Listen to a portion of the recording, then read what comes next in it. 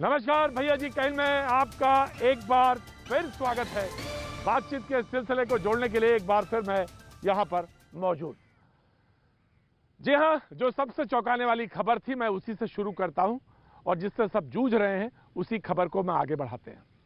दरअसल हुई थी ये, जो खबर आई वो ये कि जून जुलाई में कोरोना के सबसे ज्यादा केसेस होंगे।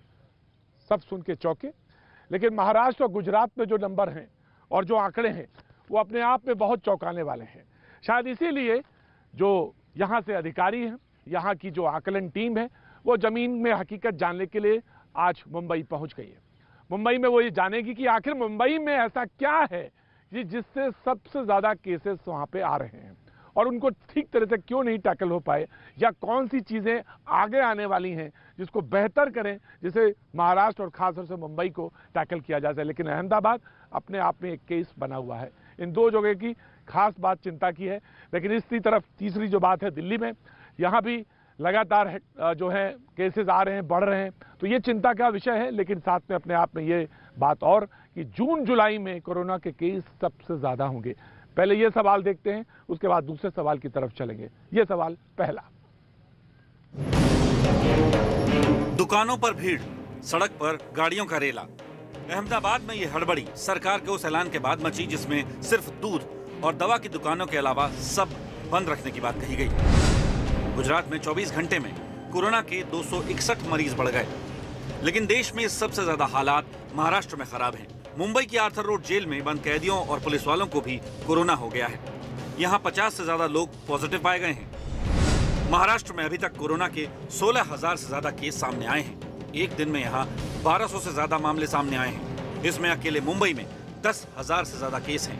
मुंबई के 233 पुलिस वालों को मिलाकर सूबे में 500 से ज्यादा पुलिसकर्मी पॉजिटिव हैं।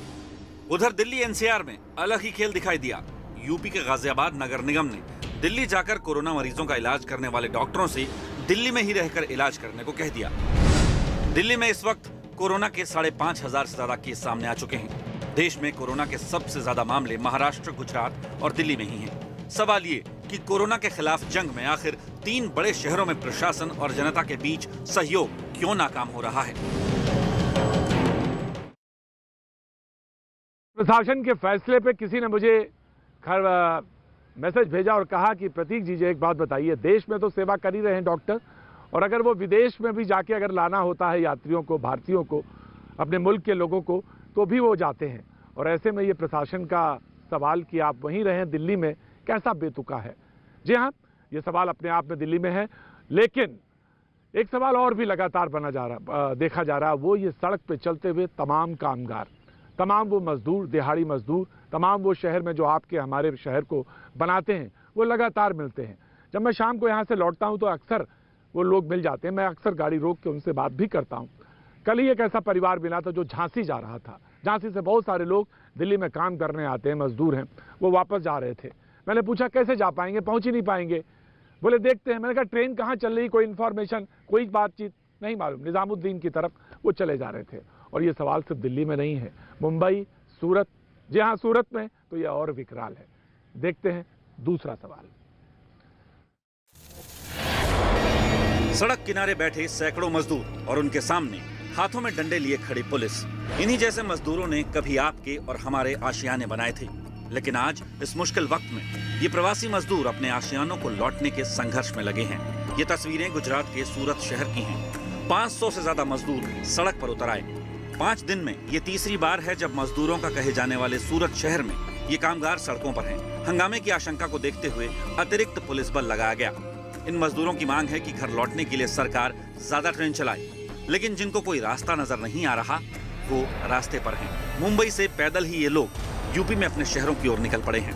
किसी को 1000 किलोमीटर का सफर तय करना है और किसी को 1500। और जहाँ शरीर टूट जाता है वहीं पथरीली जमीन पर अपने बैग को तकिया बनाकर फिर आगे के सफर की हिम्मत जुटाते हैं। पैदल चलेंगे, क्या करेंगे सर? काफी दिन हो गए, 1.5 महीना हो गया। परेशान है, इधर उधर रहने का भी ठिकाना नहीं। लॉकडाउन की सबसे ज्यादा मार गरीबों पर पड़ी है, लेकिन इन मजदूरों पर भी अलग अलग राज्यों में सत्ता पक्ष और विपक्ष एक दूसरे को कटघरे में खड़ा कर रहे हैं। सबसे बड़ा सवाल ये है कि क्या संकट खत्म होने के बाद ये मजदूर दोबारा बेखौफ होकर काम के लिए शहरों का रुख करेंगे? इन तस्वीरों को दिखा के कोई बेचारगी की स्थिति पैदा करना मकसद नहीं है। मैं सरकार की भी स्थिति समझता हूं। ये कैसे कहें कि सारी फैक्ट्रियां फुल अपने रिसोर्स पे काम करने लगेंगे, सारे मजदूर आ जाएंगे, जबकि ऑफिसेस में यह है कि 33% के हिसाब से काम करना है, तो सारे कामगार कैसे एक साथ आ जाएंगे, कैसे फैक्ट्रियां चलने लगेंगी। और जब एक तरफ यह हम कह रहे हैं रिपोर्ट में पहले कि जून और जुलाई में सबसे ज्यादा कोरोना पॉजिटिव केसेस हो सकते हैं, तो यह एक अपने आप में एक ऐसी विषम स्थिति है जिससे निकलना है। लेकिन सही जानकारी अगर ट्रेन की, बसों की, राज्य की और केंद्र सरकार की तालमेल नजर आ जाए तो बहुत चीजें आसानी से दूर की जा सकती है। मिसाल के तौर पे जैसे कल वाले मजदूर ने जिससे मैं बात कर रहा था, उसे यह नहीं पता था कि ट्रेन कब, कहां और कैसे चलेगी। इसके विपरीत लोग तर्क ये देते हैं कि अगर यह बता दिया जाए कि जगह से यहां से ट्रेन चलेगी तो प्रतीक अंदाजा लगा सकते हो कि कितने लोग प्लेटफॉर्म पे पहुंच जाएंगे। बहरहाल इसी बहस को आगे बढ़ाएंगे। बातचीत करने के लिए जो हमारे साथ मेहमान मौजूद हैं, सतीश प्रकाश जी हमारे साथ स्काइप से जुड़ रहे हैं मेरठ से, बहुत बहुत शुक्रिया। रोहन गुप्ता जी कांग्रेस का पक्ष रखने के लिए हमारे साथ आज मौजूद हैं, युवा नेता हैं, बहुत बढ़िया बोलते हैं, बहुत बहुत शुक्रिया रोहन जी, बहुत बहुत शुक्रिया। अवनिजेश अवस्थी, प्रोफेसर अवनिजेश अवस्थी जी राजनीतिक विश्लेषक हैं, कल भी हमारे साथ मौजूद थे, आज एक बार फिर हमारे साथ भैया जी कहीं में मौजूद हैं। शुक्रिया, बहुत बहुत शुक्रिया प्रोफेसर अवनिजेश। हमारे साथ एलजेपी से ए.के. वाजपेयी साहब जी जुड़ रहे हैं, बहुत बहुत शुक्रिया, वकील हैं पेशे से, बहुत बहुत शुक्रिया, थैंक यू सो मच। और बीजेपी के प्रवक्ता जफर इस्लाम साहब हमारे साथ मौजूद है। मुंबई इनसे ज्यादा बेहतर कौन बता पाएगा, ये खुद मुंबई से वाकिफ हैं और अच्छी तरह से जानते हैं, समझते हैं। जफर इस्लाम साहब हमारे साथ मौजूद है, बहुत बहुत शुक्रिया आप सभी मेहमानों का। बातचीत का सिलसिला, मैंने प्लेटफॉर्म में जो सवाल थे तमाम वो सब हमने रख दिए। सवाल ये उठता है, सबसे पहला सवाल ये कि आखिर सूरत में जो स्थिति है, सड़क पे जो स्थिति है, उसके लिए जिम्मेदार कौन है, कौन जिम्मेदार है? यानी आप ये कहें कि राज्य सरकार, केंद्र सरकार, तालमेल का ना होना, या ब्यूरोक्रेसी, कौन जिम्मेदार है, या सूचना वहां तक ना पहुंच पाना, इन तमाम सारी चीजों के लिए आखिर कौन जिम्मेदार? कांग्रेस के प्रवक्ता को मैं पहला चांस देता हूं, 20 सेकंड वो, Zafar Islam 20 second, professor Avijesh 20 second, उसके बाद LJP 20 second and then Satish ji 20-20 second. जी पहले कांग्रेस के प्रवक्ता रोहन गुप्ता जी। जी प्रतीक जी, मैं भी अहमदाबाद से हूं और जिस प्रकार का बुरा यहाँ पे मंजर हो रहा है 2-3 दिन से, आप सोच नहीं सकते वो हाल हो रहा है। जिस प्रकार से सरकार द्वारा रोज नए ऑर्डर आ रहे हैं, कल अफरा तफरी पूरे अहमदाबाद में मच गई क्योंकि बता दिया सरकार ने कि आप दूध और दवाई के सिवा बाहर नहीं निकल सकते हैं, कोई सोशल डिस्टेंस नहीं, सारे लोग रोड पे आ गए क्योंकि सब घबरा गए कि नेक्स्ट 10 दिन हम क्या करेंगे। आपने मजदूरों की बात की, वहां पे भी वही हाल है, कोई डिसीजन मेकिंग क्लियर नहीं है सरकार का। आपने बताया कि आप ट्रेन चला रहे हैं, अब जब हमने भी बताया कि हम चलिए, हम समझ सकते हैं कि सरकार के पास उतना फंड ना हो या जो भी बात हो, हम लोग ने बताया कि टिकट के पैसे हम देंगे तो भी ट्रेन नहीं चल रही है। देखिए, मजदूर जो पहले लॉकडाउन के बाद इतने ज्यादा मेंटली परेशान हो गए, अब वो रुकने को तैयार नहीं है। आपको एक व्यवस्थित, आपको कम्युनिकेशन सिस्टम अपना स्ट्रॉन्ग करना पड़ेगा कि जो आप रजिस्ट्रेशन करते हैं उतने लोगों को इन्फॉर्म करें, उसी टाइम पे वो लोग आए। जब आप क्लैरिटी नहीं रखेंगे, जब लोगों का कॉन्फिडेंस आपकी बात से चला जाएगा, तभी अफरा तफरी। रोहन जी एक छोटा सा क्लैरिफिकेशन आप दे दें। मैं जफर इस्लाम साहब अगर आप बोलेंगे। रोहन जी, ये कहा जा रहा है कांग्रेस ने वो सहयोग नहीं किया जो सहयोग कर सकते थे, बल्कि सूरत में कहीं ये आरोप लगाया जाता है, सूरत में आपने चीजों को और बिगाड़ दिया। रोहन गुप्ता जी जवाब दीजिए। देखिए, हमारा कभी ये मंशा हमारी नहीं थी। आज भी हमारे लोगों ने रेलवे का पैसा देकर सब ट्रेनें रवाना की, हम सरकार के साथ करें। प्रतीक, ये नहीं है, राजनीति का समय नहीं है। अगर रेलवे के ऑर्डर में ये नहीं आता कि पैसे मजदूरों को देने हैं तो हमको क्यों करना पड़ता, बताइए। नहीं करनी हमको राजनीति, हम सरकार के साथ हैं। अफरा तफरी को रोकें, अभी लोगों की जान बचानी है। मजदूरों को या तो आप कॉन्फिडेंस दे कि यहाँ पे वो सुरक्षित है तो वो लोग रुकेंगे। जब उनका कॉन्फिडेंस चला गया है सरकार में से, जब वो लोग अपने घर पे जाना चाहते हैं तो सरकार व्यवस्था करे। दो में से एक चीज तो सरकार को करनी पड़ेगी, या तो उनको आत्मविश्वास देके नहीं प्लीज आप यहाँ पे रुकिए, सब कुछ बेहतर हो जाएगा, या फिर उनको घर पे भेजिए। आपने दोनों के बीच में मजदूरों को लाके रखा है, और जब तक ये परिस्थिति ये रहेगी कि सरकार जफर इस्लाम साहब जवाब दो इनका। 1 मिनट तो इन्होंने ही ले लिया पूरा, लेकिन जनाब मैं यही स्थिति है। मैं जब आप ऑफ कोर्स जफर साहब आप बोलिए, बिल्कुल बोलिए, आपको 20-22 सेकंड आपके पास भी है। जब रोहन जी बोल रहे थे तो मैं उम्मीद कर रहा था, कि वो महाराष्ट्र की स्थिति को भी क्लियर करेंगे, लेकिन बहरहाल मैं आऊंगा जब डिबेट ओपन होगी तो रोहन को पूरा टाइम मिलेगा। जफर इस्लाम साहब, मैं सिर्फ इतना कहना चाहता हूँ, देखिए ये राजनीति का वक्त नहीं है, और जब इस तरह की सिचुएशन हो, पैंडेमिक की हो, महामारी की सिचुएशन, कर कौन रहा है जफर भाई? ये कर कौन रहा है? आप भी कह रहे हैं राजनीति का समय नहीं, वो भी कहते हैं राजनीति का समय नहीं, तो कौन कर रहा है? सड़क पे तो मजदूर है। देखिए ना, मैं आपको बता रहा हूँ कि सड़क पे मजदूर है। देखिए, आपको समझना पड़ेगा, ये जो इन लोगों ने कहा कि मैं किराया देंगे, ये सबसे बड़ा राजनीतिक चाल चलने की कोशिश करेंगे, तो जिसको स्टंट बोलते हैं, और हर स्टंट जो है कांग्रेस पार्टी का बैकफायर होता है, इसलिए कि सोची समझी राजनीति नहीं है, ये गलत तरीके से राजनीति करते हैं समाज में कहीं ना कहीं बिखराव लाने के लिए। जिस तरह से सूरत में आपने सही बयान किया, सूरत में भड़काने का काम कांग्रेस पार्टी कर रही है। आज मैं कहता हूं कि जिस तरह से सोनिया गांधी ने एक रिस्पॉन्सिबल ऑपोजिशन ना होने के बदले एक इररिस्पॉन्सिबल ऑपोजिशन लीडर की तरह बिहेव किया। एक चुप रहिए, अभी मैं आप बात कर रहा था, मैं चुप रहा था, सुन तो लीजिए, कांग्रेस का गुणगान बाद में कर लेना। रोहन जी सुन तो लीजिए, आप जितना बेवकूफी करेंगे भारतीय जनता पार्टी को आप फायदा होगा। आपके नेता, आपके राजनीतिक लीडर जितनी गलतियां करेंगे उससे भारतीय जनता पार्टी को फायदा होगा। देश की जनता के साथ खिलवाड़ कर रहे हैं। आपको मैं कह रहा हूँ, अरे शर्म तो आपको आनी चाहिए जब इस तरह से आप खिलवाड़ कर रहे हैं कि जहाँ पर पैसा सरकार दे रही है, लेकिन आप गलत तरीके से राजनीति कर रहे हैं। हम पैसा देने की कोशिश करेंगे। हकीकत तो यह है कि सोनिया गांधी को रोहन जी सुने, रोहन जी जफर को, रोहन भाई जफर को बोलने दीजिए, जफर भाई को बोलने दीजिए। देखिए, मैंने इनके टोका टोकी नहीं किया, तो मैं सिर्फ इतना कह रहा हूँ कि आज जफर भाई बोलना दीजिए। आज इनके राज में महाराष्ट्र में देखिए, साइन हॉस्पिटल में लाशों के बीच में जो है पेशेंट को रखा है। ऐसी स्थिति है जहां चीफ मिनिस्टर अपने घर से नहीं निकल रहा है, अधिकारी अपने घर से नहीं निकल रहे हैं, और मारामारी का हाल है। मुझे तो दुख है। और आप अगर वहां हो चाहे वहां, मुंबई के रोड पे निकलिए तो आपको लगेगा नहीं कि कहीं की पुलिस भी तैनात है। जिस तरह से होना चाहिए था उनको प्रेजेंस उसका बिल्कुल नहीं है, और सड़कों में लोग घूम रहे हैं, लोग चारपाई बचा के बैठे हैं। उससे समझ में आता है कि प्रशासन बिल्कुल फेल है। फिर भी मैं राजनीति नहीं करना चाहता हूं। मैं कहना चाहता हूं कि जहां तक वर्कर्स का सवाल है, देखिए 161 गाड़ियां चली हैं। मिनिस्ट्री ऑफ होम अफेयर्स ने अपने जो उन्होंने सर्कुलर निकाला था, जो नोटिस निकाली थी, उसमें बिल्कुल साफ किया था सिर्फ उन मजदूरों के लिए जिनके घर में कोई ऐसी तकलीफ है, जिनका जाना बहुत जरूरी है, उनके लिए। अगर 14 करोड़ से ज्यादा वर्कर्स हैं जो वापस जाना चाहते हैं, क्या किसी तरह से भी आप बताइए रोहन गुप्ता के पैसा देने से या किसी और साधन से क्या पॉसिबल है कि 14 करोड़ मजदूरों को एक साथ भेजा जा सके? जाहिर है व्यवस्थित तरीके से जा रहे हैं। आज भी रोहन 1,60,000 लोग अभी मजदूर को फेरी ले जाया जा चुका है, और भी लोग ले जाया जा रहा है। जी प्रतीक जी 20 सेकंड में कहा मैंने, और मौका दे तो जी बिल्कुल। रोहन मैं टाइम देता हूं। प्रोफेसर हाँ ऑफ कोर्स डिबेट ओपन करूंगा, मैं आऊंगा। प्रोफेसर अविनिजेश जी, उसके बाद सतीश जी। प्रोफेसर अविनिजेश अवस्थी। प्रतीक जी, दुखद बात यह है कि जब से कोरोना का संकट भारतवर्ष में या इस दुनिया में आया है और भारत में उसका प्रवेश हुआ, तब से लगातार ये कहा जाता रहा कि राजनीति का समय नहीं है। लेकिन वास्तविकता क्या है? क्या कांग्रेस पार्टी इस बात को स्वीकार करेगी कि उसने पाकिस्तान के लोगों की फोटो कि ये देखिए कामगारों का हाल है, वो उस फोटो को हिंदुस्तान के मजदूरों की कह करके वायरल की?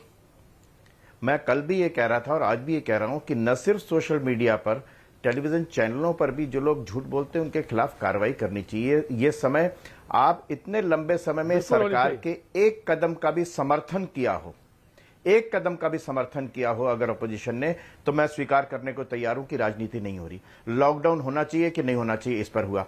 कोई कहता है, कांग्रेस का एक व्यक्ति कहता है कि जल्दबाजी में किया गया, दूसरे ने कहा कि देर कर दी, अभी नहीं करना चाहिए था, बहुत पहले कर देना चाहिए था।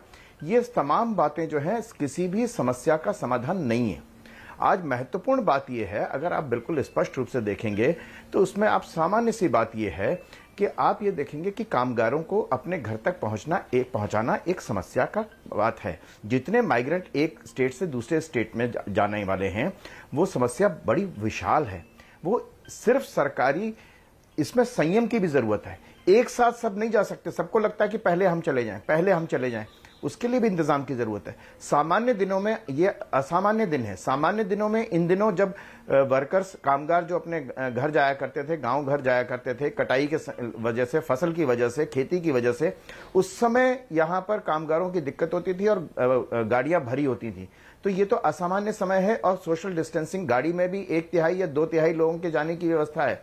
ऐसे समय में सिर्फ सुझाव देना, एक बेहतर इंतजाम कैसे हो सकते हैं इस बारे में चर्चा करना, ये ज्यादा जरूरी है, देश के लिए जरूरी है। देश की जनता को समझना चाहिए और आम जनता समझ रही इस बात को कि कोई भी सुखी नहीं है इस हालत में, कोई भी सुखी नहीं है।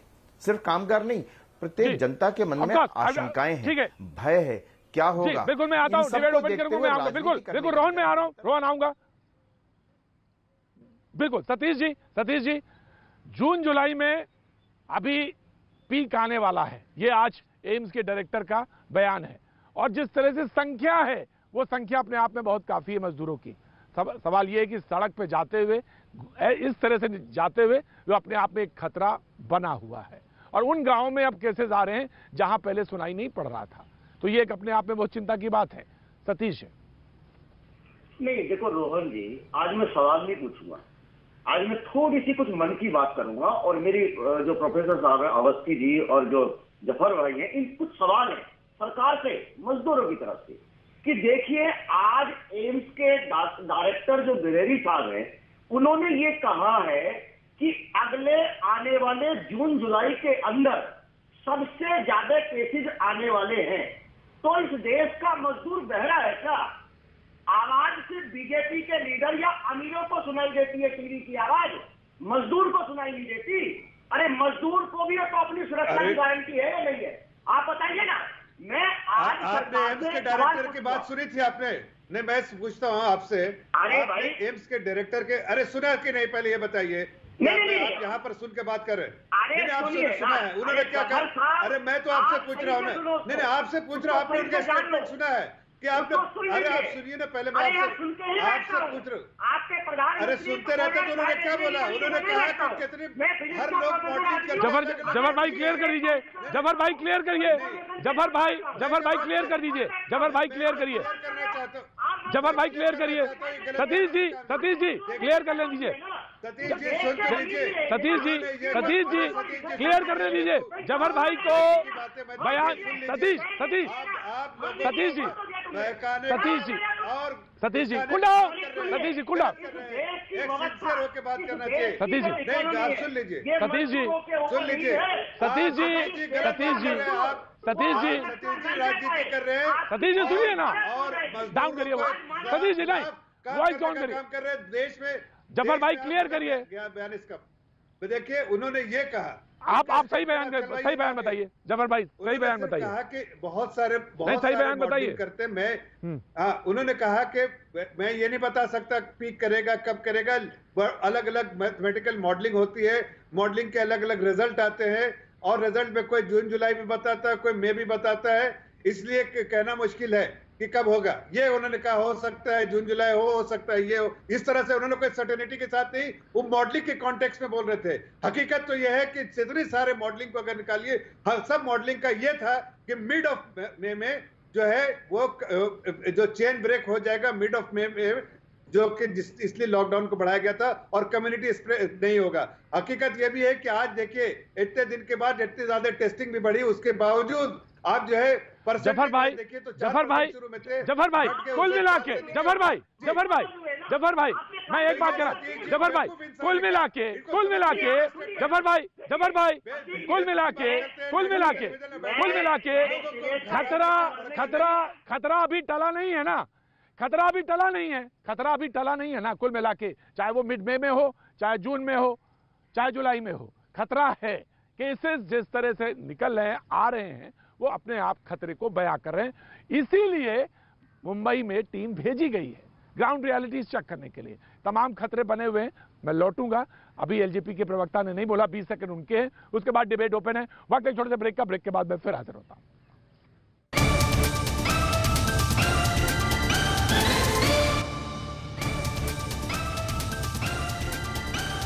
भैया जी कहीं में आपका एक बार फिर स्वागत है और सीधे बहस की तरफ रुख करेंगे। हमारे साथ जो एलजेपी के नेता और प्रवक्ता मौजूद हैं, वाजपेयी जी, मैं उनके साथ सीधे 20 सेकंड उनके हैं, मैं उनके पास सीधे आता हूं। लेकिन सवाल जो मैंने लगातार पूछा वो ये कि कामगार जो है, काम करने वाला, वो जो शहर को बनाता है, वो सड़क पर है। 500-500 किलोमीटर, 600-600 किलोमीटर, 1200-1200 किलोमीटर का साहस के साथ यात्रा करने का वो प्रण लेके चले हैं, निकले हैं, रास्ते में हैं।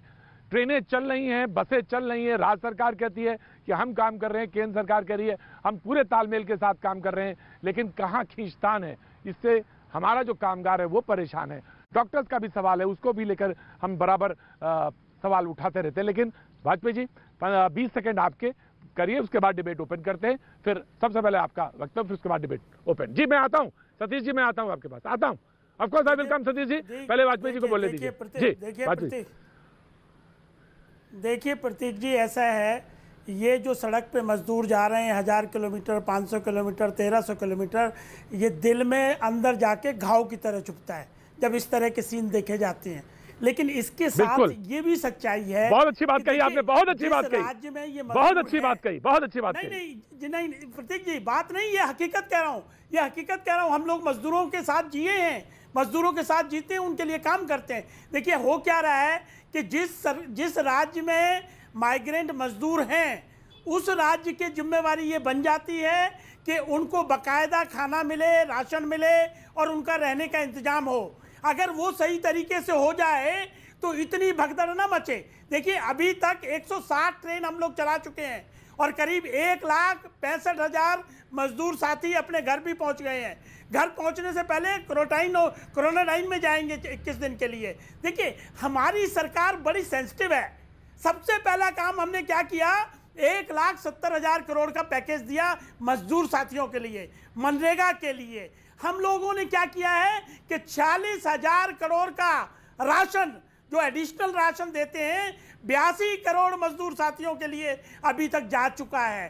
तो देखिए घटना है, लेकिन ये भी सोचना पड़ेगा, ये भी मानना पड़ेगा कि ये जो पीड़ा हो रही है, इसके लिए राज्य सरकारों को जिम्मेवारी लेनी पड़ेगी। बिहार में कोई माइग्रेंट लेबर नहीं है, बॉम्बे में माइग्रेंट लेबर है, दिल्ली में माइग्रेंट लेबर है, सूरत में है, राजस्थान में है। वाजपेयी जी मैं रोकना चाहूंगा, वाजपेयी जी मैं आपको रोकना चाहूंगा, वाजपेयी जी माफी के साथ रोकना चाहूंगा। एक छोटा सा सवाल जो मैंने रोहन से पूछा था, मैं आपसे पूछना चाहता हूं। आप एलजेपी से आते हैं, आप ही के पार्टी के यहाँ पे जो मंत्री हैं, केंद्रीय मंत्री रामविलास पासवान जी, बात कही गई कि राशन ही नहीं मिल रहा है, लोगों को परेशान है राशन की वजह से, राशन का वितरण ठीक से नहीं है, यह सवाल पूछा गया और बराबर अपोजिशन आपसे जवाब चाह रही है कि राशन मिल जाता तो ना जाते, राशन मिल जाता तो ना जाते, सड़क पे क्यों आते। अरे भाई मैं आ रहा हूँ वाजपेयी जी, आ रहा हूँ, डिबेट ओपन कर रहा हूँ, बस वाजपेयी जी को जवाब देने दीजिए। नहीं पहले सुन लीजिए, इसको क्लैरिफाई करना बहुत जरूरी है, क्लैरिफाई करना बहुत जरूरी है। देखिए सेंटर का काम है कि स्टेट को राशन पहुंचा दें। पब्लिक डिस्ट्रीब्यूशन सिस्टम हर राज्य का अपना है, उनको उनकी राशनिंग शॉप होती है। हमारे एफसीआई के गोडाउन से माल ट्रेन के जरिए हमने पहुंचा दिया है और हमने पहुंचाया 40,000 करोड़ रुपए का राशन पहुंचा दिया है और 3 महीने के लिए पूरा पहुंचा दिया है। तो ये जिम्मेवारी राशन की है कि उनको डिस्ट्रीब्यूट करना है। अगर वहीं कहीं कोई गड़बड़ है, मैंने शुरुआत ही इसीलिए की कि राज्य सरकार को एग्जीक्यूशन करना है। किसी भी मामले में गाइडलाइंस तो सेंटर बना देगा, मैं आया Satish ji. Now debate is open. Now debate is open. Now debate is open. Of course, thank you. Now debate is open. Debate is open. Rohan का सबसे पहले नंबर, फिर प्रोफेसर अभिजीत अवस्थी सवाल पूछेंगे। Rohan Gupta, then I'm coming. Professor I'm coming. Rohan Gupta, बड़े दुख की बात है, मैं आ रहा हूँ प्रोफेसर, आ रहा हूँ। की बात है कि हम लोग सब लोग देख रहे हैं कि मजदूर परेशान है, मजदूर रोड पे हैं, हजारों किलोमीटर चल के लोग जा रहे हैं, रोज हम लोग वीडियो देख रहे हैं। फिर भी हम लोग ये आज यहाँ पे जो बोल रहे हैं कि हमारी सरकार ने ये किया वो किया, ये कहां तक की है? वो सबकी, हम सबकी जिम्मेदारी, हम सब। आप मीठी मीठी बात मत करिए ना रोहन, आप मीठी मीठी बातें मत करिए, आप सवाल पूछिए सरकार से ना। मैं पूछ रहा हूँ आप मीठी मीठी बात बिल्कुल मत करिए, हम कर ही नहीं रहे। सीधा सवाल पूछिए, कोई सीधा मीठी सवाल बात पूछिए। करने में नहीं मानते हैं। हम लोग हाँ। सीधा सवाल पूछ रहे हैं कि जब आपको लॉकडाउन हाँ। 1 के बाद में आपको व्यवस्था करनी चाहिए, आपने लॉकडाउन 2 का इंतजार किया, आपने मजदूरों को घर पे बिठा के रखा, बेचारे रोड पे आने को मजबूर थे, और जब अब रोड पे मजदूर आने लग गए तब आप लोग उनको घर पे नहीं भेज रहे। बीच में मत बोलिए, आप सुन लीजिए बात को, बहुत खराब आदत है आपकी बीच में बोलने की। जब बीच में मत बोलिए, सबको घर पे भेजा जा सकता है एक साथ, आप नहीं सुन पाओगे क्या उसका आपकी सरकार विफल हो चुकी है। नहीं आप सुन लीजिए प्रतीक जी, इनको बोलिए अगर बीच में बोलेंगे मैं इनकी डिबेट नहीं करने दूंगा उनको। अगर बीच में बोलेंगे तो सुनेंगे नहीं पूरा। सुनिए जरा, मैं आपसे इतना आप पूछ झूठ रहा बोल रहे हैं सरकार। आप 10 सेकंड लीजिए रोहन जी, रोहन 10 सेकंड आपके और हैं, रोहन 10 सेकंड आपके और हैं। रोहन बोलिए, फिर जफर, फिर मैं आ रहा हूँ, जफर में आ रहा हूँ। अभी निजेश बोलेंगे, उसके बाद में आ रहा हूँ जफर आपके पास। बोलिए, सबसे बोलिए, बड़ी चीज लॉकडाउन 1 बोलिए। हुआ, मजदूर हमारा रोड पे आ गया, तब वो घर पे जाना चाह रहा था। बाद में दूसरा लॉकडाउन हुआ, तब तक मजदूर को बिठा के रखा, ना उसको राशन दिया, ना दवाई दी, ना उसको पैसा दिया। क्यों मजदूर आप पे विश्वास करेगा? 2 लॉकडाउन के बाद भी आप उसको घर पे नहीं भेजोगे, क्यों करेगा? आपने उसका शोषण किया। क्लियर करिए जफर, जफर भाई क्लियर करिए, जफर भाई क्लियर करिए। और इसीलिए वो घर पे भाग रहा है। ठीक है रोहन आप टेक इट सर। रोहन आपका सवाल लिया, जफर भाई। देखिए, जहां तक खाने पीने के सामान है, गरीबों के और जो उन लोगों के खिलाफ वर्कर्स के बारे में बात कर रहे हैं, उन लोगों के लिए राहत पहुंचाने का काम सरकार ने लॉकडाउन के साथ सबसे पहला अनाउंसमेंट वही किया। 1,70,000 करोड़ का हर स्टेट को पहुंचाया, हर स्टेट को। उसके अलावा अरे आपके स्टेट सफल नहीं है, विफल रही है, तो इसका मतलब सब स्टेट को उसी मामले में मत डालिए। हकीकत तो ये है कि लोगों को घर घर तक अपने राशन पहुंचाया, खाना पहुंचाया, और भारतीय जनता पार्टी के 1 करोड़ वर्कर काम कर रहे हैं। आपके जैसा नहीं कि सोनिया गांधी जो है, सोनिया गांधी और राहुल गांधी, राहुल गांधी ने जिस तरह का स्टेटमेंट दिया है, उससे समझ में आता है हालात के समझ आ रही है। वो समझ मजदूर के लिए जफर भाई, रोहन जी, जफर जी, मैं सीधा सवाल पूछ रहा हूं, मुझे नहीं मतलब राजनीति से, मैं सीधा सवाल पूछ रहा हूं। जफर जी भी जवाब दे, प्रोफेसर विजय अवस्थी मैं आपके पास भी आ रहा हूं, रोहन गुप्ता जी आप अपोजिशन में, मेन अपोजिशन पार्टी, जवाब दें कि मजदूर सड़क से बेहतर तरीके से कैसे अपने गांव पहुंचे, घर पहुंचे, इसकी व्यवस्था आप दोनों लोग कैसे इंश्योर कर रहे हैं? बस बहस का मतलब यह है। प्रोफेसर विजय अवस्थी मैं आता हूं, यह मकसद है बहस का, मकसद यह है। आप जवाब जफर साहब में आप जवाब दीजिएगा, बिल्कुल ऑफकोर्स आप दीजिए। प्रोफेसर बहुत देर से हाथ उठा रहे। प्रोफेसर अब निजेश अवस्थी। देखिए, मैं सिर्फ इतना कह रहा हूं कि सरकार बिल्कुल 15 करोड़ लोगों को एक साथ, कोई ऐसा सिस्टम नहीं है कि सरकार घर से एक स्टेट से दूसरे स्टेट पहुंचाए। ये फेज मैनर में हो रहा है, और सरकार जिनको जो प्राथमिकता जिसको है, इन ऑर्डर ऑफ प्रायोरिटी, उन लोगों को जिनको ज्यादा जरूरत है, स्ट्रेस सिचुएशन, उनको भेज रही है। लेकिन ये भी जरूरत समझना पड़ेगा कि ये मजदूर सिर्फ इसलिए से काम नहीं था, इसलिए अब काम जब एक्टिविटीज, इकोनॉमिक एक्टिविटी शुरू हो रही है, तो शायद बहुत सारे मजदूर नहीं जाना चाहते। इसका जिंदा मिसाल आपको ये देना चाह रहे हैं कि जिस तरह से मध्य प्रदेश में आज देखिए, जब वहां के मुख्यमंत्री ने जिस तरह से अनाउंस किया है कि ओवर टाइम भी देंगे और हर तरह की चीज जो है उनको मोटिवेट करने के लिए, और देखिए कितने लोग उन्होंने फैसला किया है मजदूरों ने कि वहां रह के काम करेंगे, इसलिए उनको काम चाहिए। लेकिन जो सोनिया गांधी जो है, जो राजनीति कर रही है कि हम टिकट देंगे, वो लोगों को भड़काने का और गुमराह करने का काम कर रही है। वो चाहते हैं कहीं ना कहीं सिचुएशन आ जाए कि लोग रोड पे आ जाए, सड़क पे आ जाए, रास्ते पे चले। ये चुल्लू भर में सरकार के काम है ही नहीं, ये लोग सिर्फ बोलना जानते हैं। चुल्लू भर पानी में डूब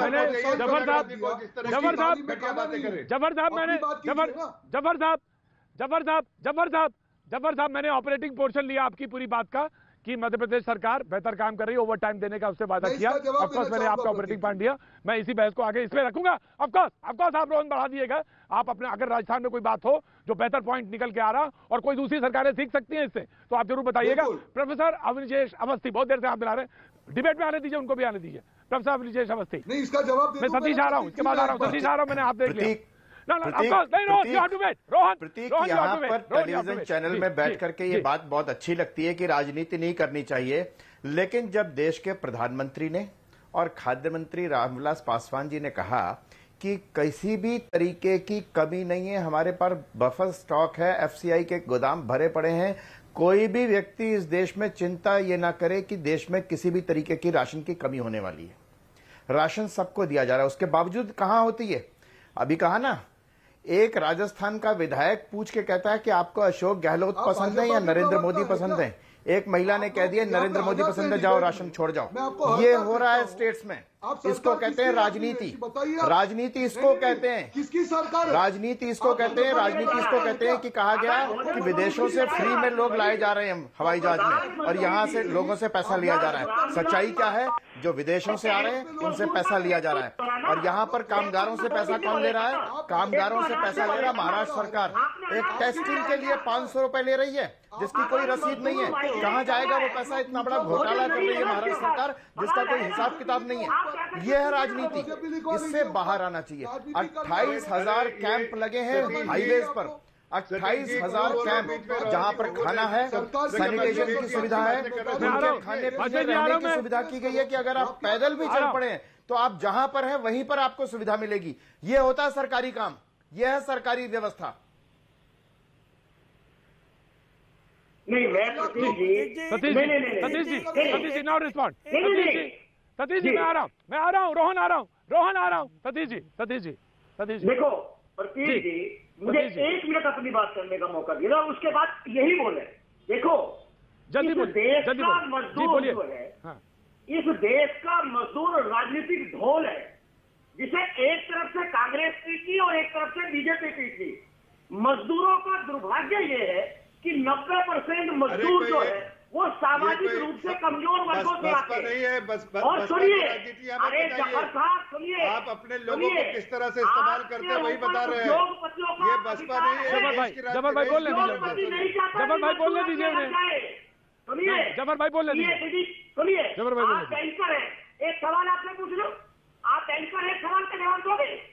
अभी मुझे आप ये बताइए कि जो ESD चैम्बर ऑफ कॉमर्स के जो चेयरमैन है मिस्टर अग्रवाल, उन्होंने भारत सरकार को चिट्ठी लिखी कि भारत सरकार को मजदूरों को उनके घर नहीं वापस देना चाहिए।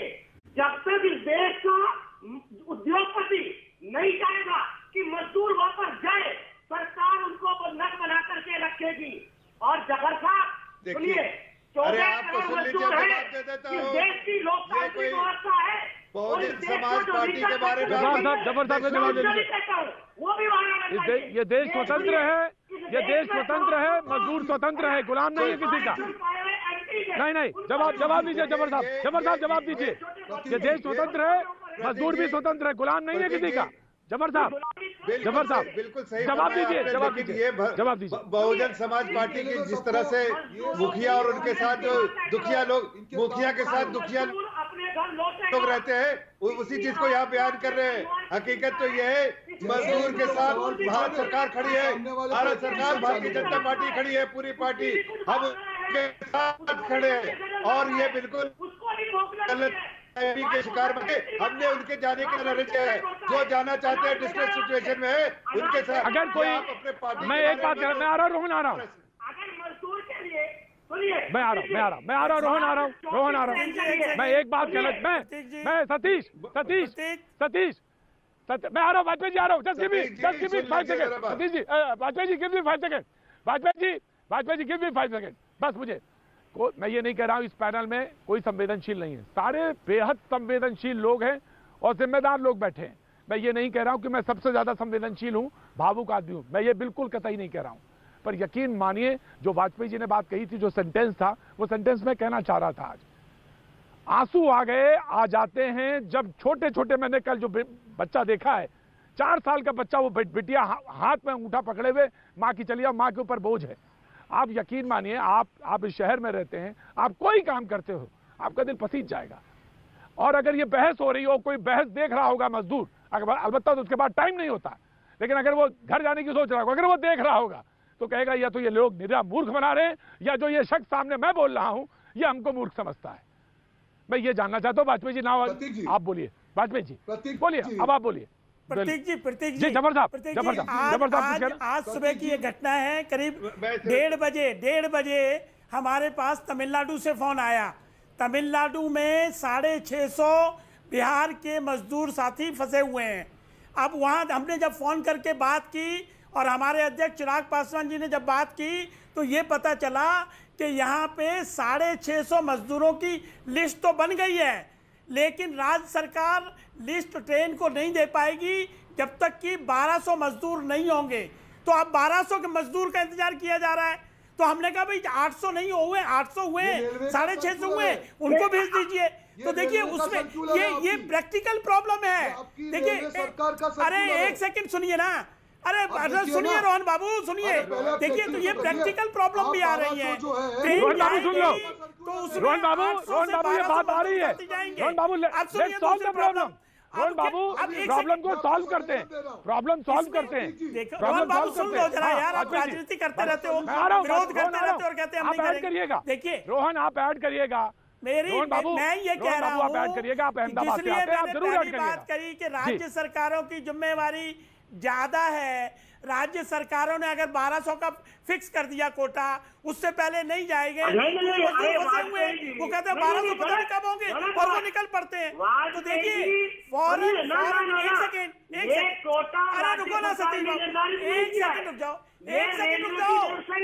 पासवान साहब ने से बात करी कि ये 1200 का क्या चक्कर है, तो उन्होंने उसके बाद वो गाइडलाइन जोड़ कर दी और ये आज शाम को 800 मजदूर बैठ जाएंगे। मेरा कहने का मकसद सिर्फ, अरे यार सतीश रुको ना, सतीश बाबू एक सेकंड समस्या को समझने दो।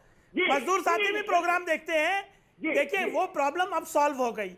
देखिए मानिए समस्याएं हैं, मजदूर डरा हुआ है, मजदूर को ये डर है कि लॉकडाउन पता नहीं कब तक चलेगा, तो वो घर जाके अपने परिवार के साथ रहना चाहता है। देखिए और समाधान इसी सरकार ने किया है। 160 ट्रेनें चला के लोग जा चुके हैं। बाकायदा ये सरकार सेंसिटिव है, संवेदनशील है। लेकिन ये अपने इन दोनों नेताओं से मेरी गुजारिश है कि भैया हाथ जोड़ के राजनीति न करें, प्लीज राजनीति न करें, विरोध न करें। 2 महीने बाद विरोध कर लीजिए। अभी अगर आप सच्चे मजदूर के हमदर्द अच्छी बात कर रहे थे, उनको समझाइए, अच्छी बात कर रहे थे, मदद करिए। सतीश जी वाजपेयी जी, सतीश जी, अरे मेरी बात टेक्नोलॉजी है ना, आपके पास मानव रिसोर्सेज है, इसका सदुपयोग करो, इस मानव रिसोर्स का सम्मान करो। अरे आप तो मजदूर की बात तो कर दो, अपने मजदूरों को गाइड तो कर दो, रिप्रेजेंट तो कर दो कि भाई ऑनलाइन का सिस्टम बेकार है। जो मजदूर आपको नाम दिखा दे, आधार दिखा दे, जो जाना चाहता है। देखिए इसी सरकार ने किराया भी माफ कर दिया 85%। राज्य सरकारें उसमें भी घपला कर रही हैं कि मजदूरों से किराया लेने की कोशिश कर रही हैं। तो देखिए उनको ऐसे लोग जिम्मेवारी नहीं निभा रहे हैं। और रोहन गुप्ता मैं आ रहा हूँ, कांग्रेस कोई मौका नहीं दे रही। प्लीज ऑडियो डाउन करिए सतीश जी चाहती है, ऑडियो डाउन करिए सतीश जी की। जी Vajpayee ji please cool down.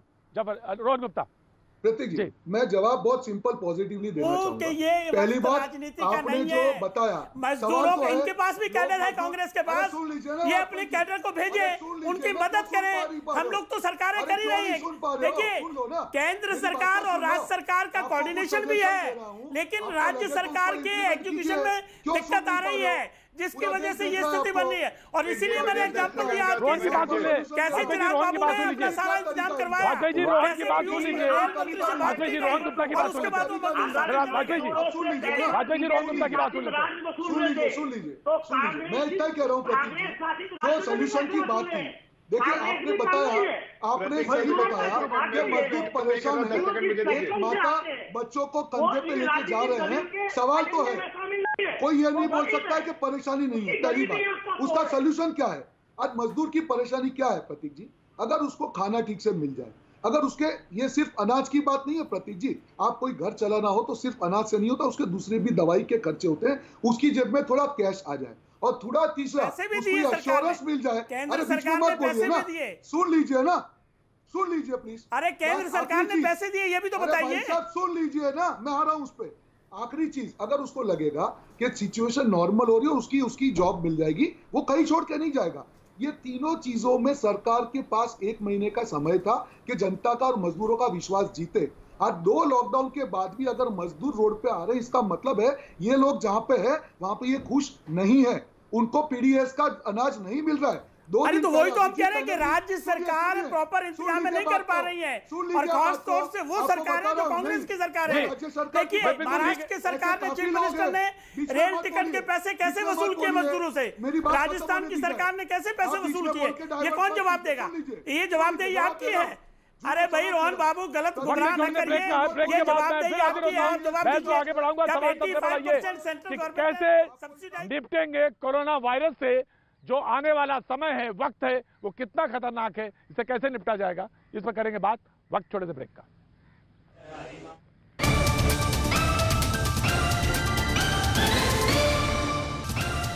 भैया जी कहने में आपका एक बार फिर स्वागत है।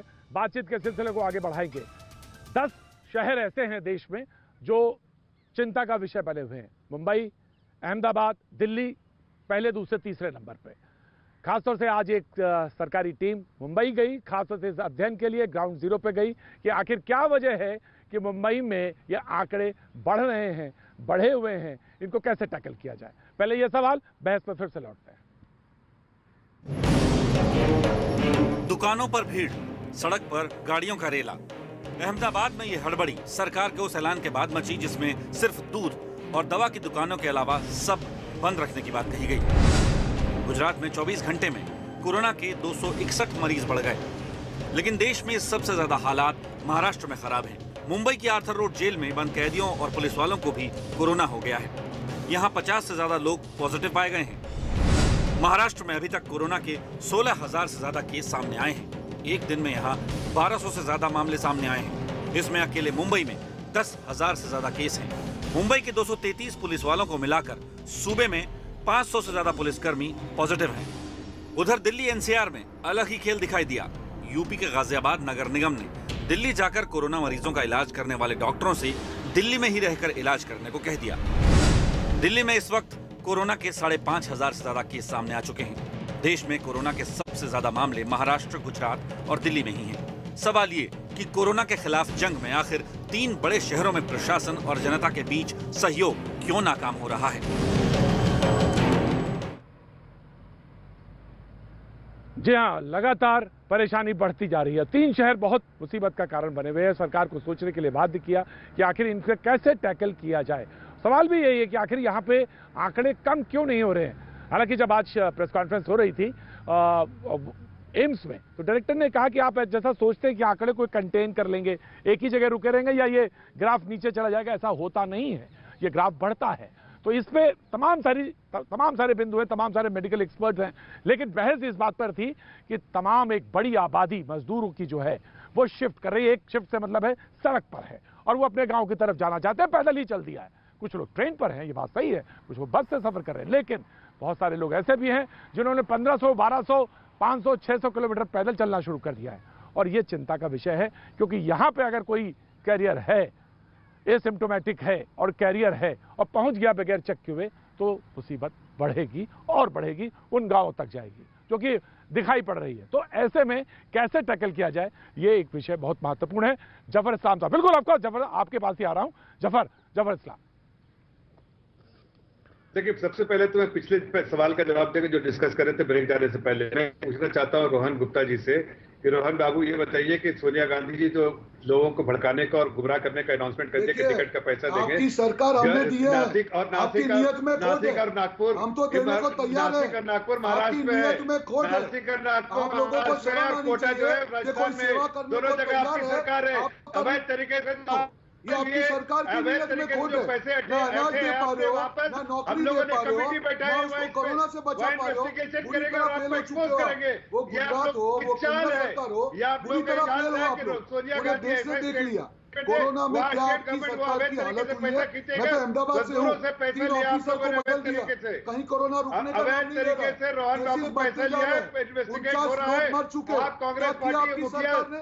आपकी रोड प्रेस होती है कि हम कंट्रोल कर रहे हैं, क्या कंट्रोल कर रहे हैं आप? जफर इस्लाम साहब, रोहन गुप्ता, जफर इस्लाम साहब, रोहन गुप्ता, दोनों से एक सवाल मेरा। रोहन गुप्ता जी, प्रधानमंत्री परेशान है, एक सवाल आपसे भी है जफर इस्लाम, उसके बाद आप दोनों लोग बोलिएगा। प्रधानमंत्री चिंतित हैं, परेशान है, देश का अभिभावक भी होता है, चिंतित दिखाई दे रहा। आपको वो चेहरा नहीं याद आता जब आप बहस करते हैं। और जफर इस्लाम साहब, आप सोनिया गांधी पर सवाल ये पूछा, सोनिया गांधी पे आप शुरू हो गए। उन्होंने भी कहा परेशानी है, वो भी मजदूर के बारे में बोलती हैं। आपको उनकी परेशानी, आपको लगता है वो ढोंग है, आपको लगता है वो नाटक है, क्या वजह है आप ये बताएं। और रोहन गुप्ता आप ये बताएं कि देश के प्रधानमंत्री जब बोलते हैं तो आपको विश्वास क्यों नहीं होता। दोनों को देता हूं 10 सेकंड, दोनों को 10 सेकंड देता हूं। पहले मैं बोल देता हूं। जफर साहब 10 सेकंड, जफर साहब आप लीजिए पहले, मैं देता हूँ रोहन देता हूँ। जफर साहब आप पहले बोलिए, फिर रोहन जी आप सवाल दीजिए। बीच में नहीं बोलेंगे जी। अगर प्रतीक जी ये बीच में बोलेंगे तो मैं नहीं बोलेंगे। रोहन आप नहीं बोलेंगे, रोहन आप नहीं बोलेंगे, जफर जब बोलेंगे जी, जफर जब बोलेंगे जी। मैं सिर्फ इतना बोल रहा हूँ कि देखिए, सोनिया गांधी जी ने अगर टिकट पे किराया देने का जो सवाल उठाया था, मैं उससे पहले बोल रहा हूँ कि 3 जगह से लोग मजदूरों की शिकायत है कि उनको फुल टिकट पैसा देना पड़ा। वो आया है आपके कोटा राजस्थान से, वो आया है नासिक और नागपुर जो है महाराष्ट्र से। ये सरकार दोनों उन्हीं की थी और दोनों जगह अवैध तरीके से पैसा ऐठा है।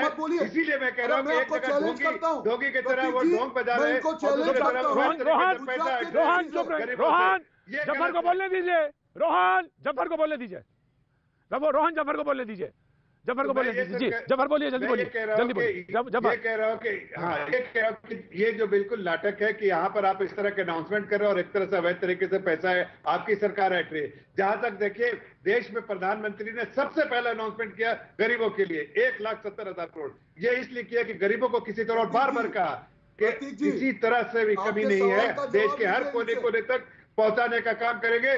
लेकिन इनकी सरकार चाहे पंजाब हो, चाहे राजस्थान हो, चाहे महाराष्ट्र हो या छत्तीसगढ़ हो, वो घर घर तक पहुंचाने का काम नहीं। अपनी विफलता को किसी और पे ठेकरे मत फोड़िए। इतना बुरा हाल है, मैं बता रहा हूं। ना रोहन रिस्पॉन्ड, ना रोहन गुप्ता यू रिस्पॉन्ड, ना रोहन गुप्ता यू रिस्पॉन्ड। सबसे बड़ी विडंबना की बात है कि यहाँ पे हम सवाल आपको याद है ना, प्रधानमंत्री के चेहरे, प्रधानमंत्री जब बोलते हैं, रोहन गुप्ता सवाल याद है ना आपको? बिल्कुल याद है ना? बोलिए, अब बोलिए। आपने बोला प्रधानमंत्री जी का चेहरा, जो प्रधानमंत्री जी दर्द महसूस करवाते हैं टीवी पे, क्या उनको ये सब नहीं दिखता कि रोड पे क्या हो रहा है? आज मैं अहमदाबाद से हूँ, पूरा अहमदाबाद परेशान है। जब आपने नमस्ते ट्रंप किया तब आपको अहमदाबाद की याद नहीं है? प्रतीक जी, इतना बुरा हाल है। प्रोफेसर आ रहा हूँ मैं, प्रोफेसर आ रहा हूँ, इतना बुरा हाल है। प्रोफेसर मैं आ रहा हूँ, प्रोफेसर अविनिश आ रहा हूँ। कल सरकार, दोनों जगह सरकार, अरे बीटी बंद कीजिए भाजपा की मीटिंग को बोले चुप रहे। मैं जवाब दे रहा हूँ, फिर बोलेंगे ये बंद करे बीटी। कल जो हाल हुआ है अहमदाबाद में, जिस प्रकार से अहमदाबाद में तफरी मची है, रातों रात सरकार ने बोला कि कल से सब कुछ बंद। हर आदमी रोड पे, प्रतीक जी, किसी को मालूम ही नहीं चल रहा क्या हो रहा है। कोरोना के केसेस बढ़ रहे हैं, सारे हॉस्पिटल भरे हुए हैं, सरकार के सारे अधिकारी चुप बैठे हैं, क्या हो रहा है कुछ मालूम नहीं है। आज मजदूर की आप बात कर रहे हैं, ये अफरा तफरी क्यों मच रही है? क्योंकि सरकार की कोई डायरेक्शन नहीं है, गाइडलाइन। अगर आप उसको अश्योरेंस देंगे, आप उसको इनकम देंगे, वो घर पे बैठेगा। आज कोरोना से लोग परेशान है। आपने जब अहमदाबाद की मैं बात कर रहा हूं, जब आपने नमस्ते ट्रंप किया, उस टाइम पे आपने अहमदाबाद में टेस्टिंग बढ़ाया होता, ये हाल नहीं होता।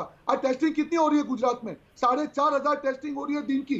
जो स्टेट पूरी तरह से वुहान की डायरेक्शन में, सवाल वही है, प्रोफेसर अविनिश अवस्थी, सवाल वही है कि प्रधानमंत्री का चेहरा जब बोलते हैं, जब वो बोल रहे हैं, कह रहे हैं, तो विपक्ष को विश्वास क्यों नहीं रहा? कहां वो, या वो सिर्फ राजनीति कर रही है और या फैक्ट नहीं दिख रहे हैं? प्रोफेसर अविनिश अवस्थी।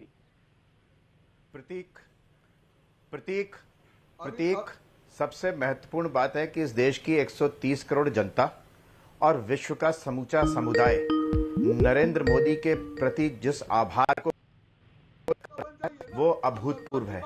ऑस्ट्रेलिया के, ब्राजील के, बेल्जियम के प्रधानमंत्री उन्हें महामानव कह रहे हैं। यहाँ की सोनिया गांधी को न समझ में आए, रोहन गुप्ता को समझ में आए, जो बीच बीच में बोल रहे हैं। राजस्थान के विधायक का क्या किया आपने?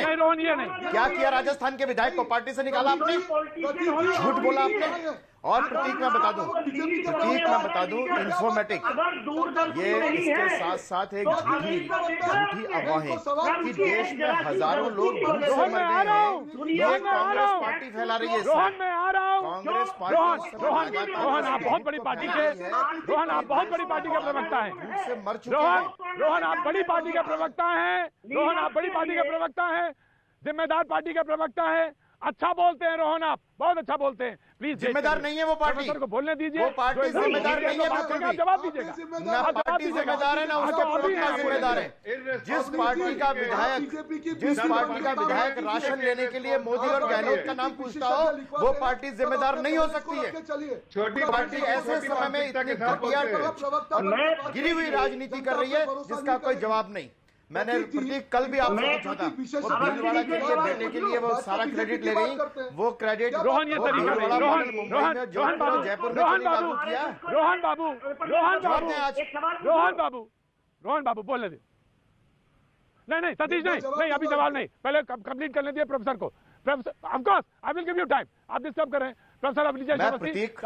अपनी बात कंप्लीट। प्रतीक ये समय संयम का है, ये समय संयम का है, कूल रहने का है। और जैसे अब तक इस देश में प्रधानमंत्री नरेंद्र मोदी के नेतृत्व में देश को पूरा विश्वास है, ये सर्वे में भी आया, इस कोरोना काल में भी जो सर्वे हुआ उसमें भी यही आया है। वैश्विक समुदाय भी उसको यही कर रहा है। ये 2-4 लोग बैठ करके और 10 जनपद के आसपास के लोग जो है ना, ये चाहे जितना मर्जी शोर मचा ले, इनका ग्राफ और कम होता जा रहा है, इनका ग्राफ कम और होता जा रहा है। सच्चाई ये है।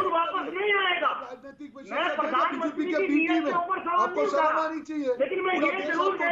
और सतीश प्रकाश तुम वही हो ना, सतीश प्रकाश जो तुम वही हो जो तुम कहते हैं मई के महीने में 50,000 लोग मारे जाएंगे। तुम्हारा झूठ बताओ ना, झूठ बताओ ना तुम्हारा। बात सिर्फ इतनी है, हमारे एक झूठ का पर्दाफाश हो रही है, जो सवाल है उसी का जवाब दे रहे हैं हम लोग। रोहन जी जफर इस्लाम तो नहीं बोल रहे ना। रोहन जी जफर इस्लाम नहीं बोल रहे। सतीश जी का वीडियो ऑडियो डाउन करें। सतीश जी का ऑडियो डाउन। रोहन जी, जफर इस्लाम और आपको मैंने, दोनों बड़ी पार्टियां, मैंने आपको टाइम दिया। प्रोफेसर कोई सवाल पूछना चाहते हैं, सतीश उसका जवाब देंगे। Satish now you wait. Professor Avnish, मैं आ रहा हूँ एलजेपी के पास। हाँ, आप कुछ कहना चाह रहे थे प्रोफेसर अवनीश अवस्थी। नहीं सतीश जी, नहीं डाउन करिए, ऑडियो डाउन करिए, डाउन करिए। हाँ, प्रोफेसर अवनीश अवस्थी पहले बोलेंगे, उसके बाद आप, फिर आप बोलेंगे सतीश जी। अवनीश अवस्थी बोलिए, अवस्थी जी बोलिए। प्रोफेसर अभिनिजेश अवस्थी, प्रोफेसर अभिनिजेश अवस्थी, आवाज आ रही है आपको? प्रोफेसर आपको आवाज आ रही है मेरी? प्रोफेसर आपको आवाज आ रही? जी नाउ सतीश आप बोलिए, अब आप बोलिए सतीश जी, बोलिए सतीश जी, बोलिए सतीश जी, बोलिए। समय नहीं है, आज हमको दूरदर्शिता दिखानी चाहिए पक्ष और विपक्ष को। सिर्फ लॉकडाउन रास्ता नहीं हो सकता। आपने 564 लोगों के ऊपर लॉकडाउन किया था ना। आज आपके पास अगर 52,000 लोग इन्फेक्टेड हैं, अब सरकार को इन गाइडलाइन से निकल करके मेडिकल इमरजेंसी की तैयारी करनी चाहिए। जो प्राइवेट हॉस्पिटल है, जो प्राइवेट डॉक्टर्स हैं, उनको तमाम सरकार को अपने अधिकार करना चाहिए। और जो देश का मजदूर है, सुनिए, जब तक मजदूर के मन में संशय रहेगी, अगर वो अपने आप को सुरक्षित नहीं महसूस करेगा, आप कितना भी लॉकडाउन कर लो, ये सक्सेसफुल नहीं हो सकता। आप मजदूर को ये आश्वासन दीजिए कि आपके आने जाने की समय सीमा ठीक है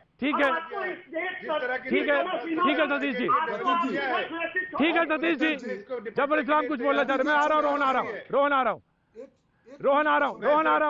हूँ। जी जफर साहब कुछ जवाब देना चाह रहे हैं कि सिर्फ टीवी चैनल में बैठ के क्रिटिसाइज करने से अपोजिशन पार्टी के लीडर हो जाते। सतीश जी, सबसे पहले एक रिस्पॉन्सिबल अपोजिशन लीडर होइए। या आप जब इस तरह की क्रिटिसिज्म करते हैं तो पहले आपको सुनना चाहिए कि हर दिन सरकार 4 बजे प्रेस कॉन्फ्रेंस करके इंफ्रास्ट्रक्चर डेवलप कर रही है, हर बार बताती है। लेकिन अगर बुद्धि पक्षों आप बोलेंगे तो समझ में आता है कि आप राजनीति करना चाहते हैं। ये लोगों की विडंबना है, इसको देश की आवाज सुननी नहीं है, देश से इनको देश की आवाज सुननी नहीं है। प्रतीक जी, एक सिंपल सवाल पूछ रहा हूँ कि ये सब ट्वीट क्यों आ रही है? जी रोहन जी, मैं रोहन जी आपको सुन रहा हूँ। रोहन जी मैं सुन रहा हूँ आपको। क्यों परेशान हो? बताइए, ये सरकार सुनने को तैयार नहीं है। वाजपेयी जी दे रहे हैं, सवाल नहीं है। अगर लोग रोड पे नहीं है जी रोहन जी आ रहा हूँ, मैं रोहन आ रहा हूँ। वाजपेयी जी, प्रतीक बाबू सुनिए, हमें ये कहने में कोई खेद हाँ बोलिए कि कांग्रेस जो है एक जिम्मेवार विपक्ष का रोल नहीं निभा रही है। ये कोई मौका नहीं सोचते हमारे को क्रिटिसाइज करने का। वाजपेयी जी कहिए तो कारण बताइए, वाजपेयी जी बताइए तो कारण बताइए, वाजपेयी जी कारण बताइए, वाजपेयी जी कारण बताइए। और एक बार चाइना से युद्ध हुआ तो हमने क्या इसी तरह का व्यवहार किया था?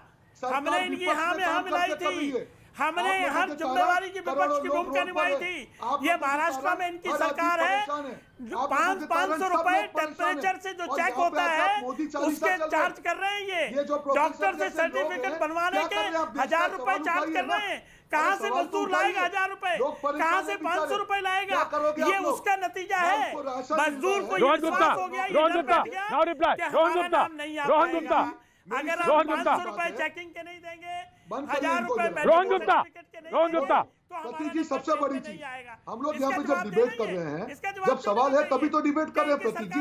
अगर सब कुछ ठीक होता, हम लोग विपक्ष में हैं, हमसे नहीं देखा जाता है मजदूरों की पीड़ा, तो हमने बताया कि नहीं चलो सरकार के पास पैसा नहीं है तो हम लोग इकट्ठा करके देंगे, वो भी इनको पसंद नहीं है। हमने क्या गलत किया? जी मैं इस पूरी बहस का आपको लब्बो लुआब बताता हूँ। मैं पूरी बहस का आपको लब्बो लुआब बताता हूँ। वो सड़क पे जाता हुआ मजदूर अपने परिवार के साथ कहता है कि साहब चाहे सारे वोट ले लो हमारे, लेकिन हमको मेरे गांव तक पहुंचा दो। सुरक्षा चाहता है। यही है, चाहे विपक्ष करे, चाहे सत्ता पक्ष करे, और चाहे दोनों मिलकर करें तो बेहतर है। आज बहस में सिर्फ इतना, कल फिर होगी मुलाकात। बने रहिए हमारे साथ। वक्त है आर पार।